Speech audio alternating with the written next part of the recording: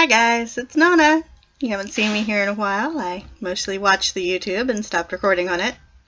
But last night we found out that our favorite used bookstore is going out of business. December, they're closing their doors, they said. We do a lot of used bookstore shopping. We like the used bookstore. So we had to go today. We might not get to go again before the holidays come.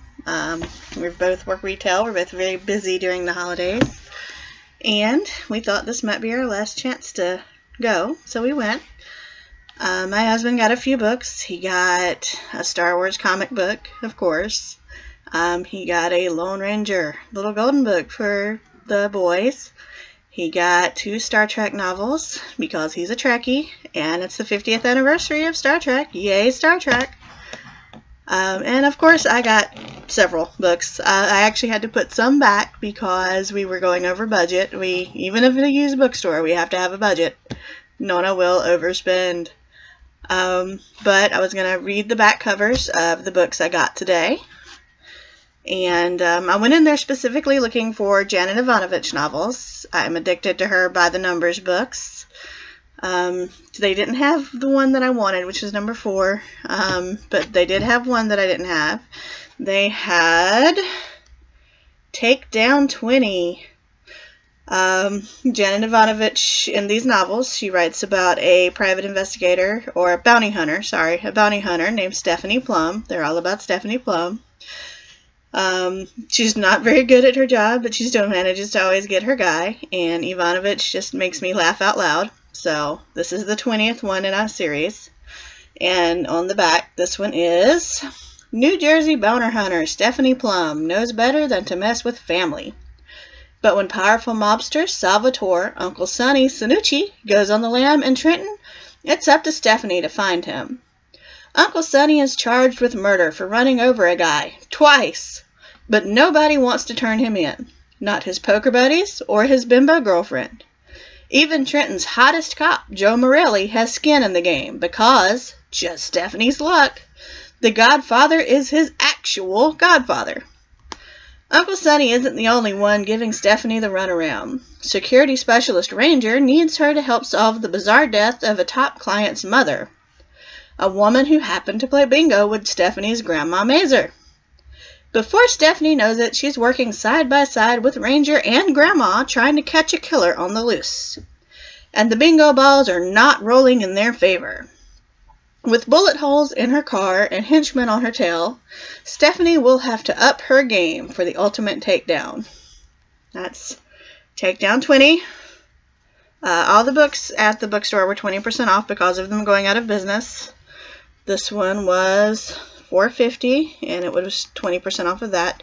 I'm not going to math for you because I'm bad at the math, but that's the first book. The next one is another Janet Evanovich, and this one is something I don't normally read. This one is a romance novel.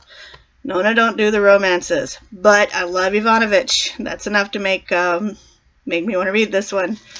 There is no back cover, but inside we have a little note from Miss Evanovich herself. And it says, in a previous life, before the time of Plum, I wrote 12 short romance novels, red-hot screwball comedies, each and every one of them. The romances were originally published between the years of 1988 and 1992. All immediately went out of print and could be found only at used bookstores and yard sales. Used bookstores, there you go. I'm happy to tell you that these stories have now been re-released by HarperCollins, presented in almost original form. I've done only minor editing to correct some embarrassing bloopers missed the first time around. Hero at Large, which is what this one is, was the very first book published.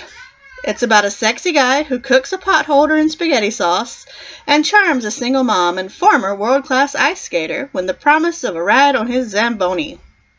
It's got broken bones, giant turkeys, cantankerous cars, and Aunt Edna. That they're promising right there, Aunt Edna. This book that changed my life forever and made me a published author. When Hero finally reached the bookstores, I was almost arrested for loitering in Walden's. Anybody remember Walden books? They're all gone now. I stationed myself in the romance section and wouldn't leave until I saw somebody buy my book. It took 3 days. 3 days, people.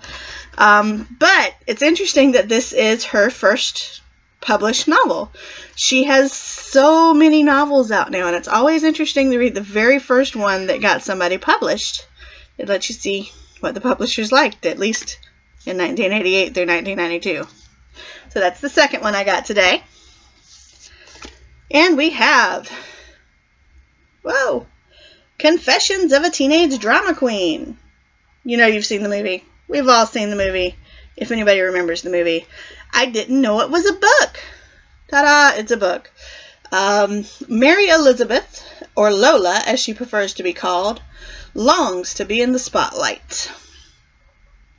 But when she moves to New Jersey with her family, Lola discovers that the role of resident drama queen at Delwood High has already been filled by the born to win, born to run everything Carla Santini. Once the curtain goes up on the school play, which drama queen will take center stage? Well, that doesn't sound very much like the movie. Maybe it's not the same thing. We'll find out when I read it. Now this one kind of literally jumped off the shelf at me.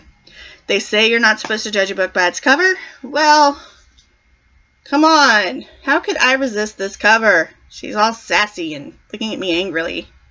Goth Girl Rising. And this one says, after 6 months in the Maryland Mental Health Unit, Kyra Sellers, aka Goth Girl, is going home. Unfortunately, she's about to find out that while she was away, she lost track of more than time.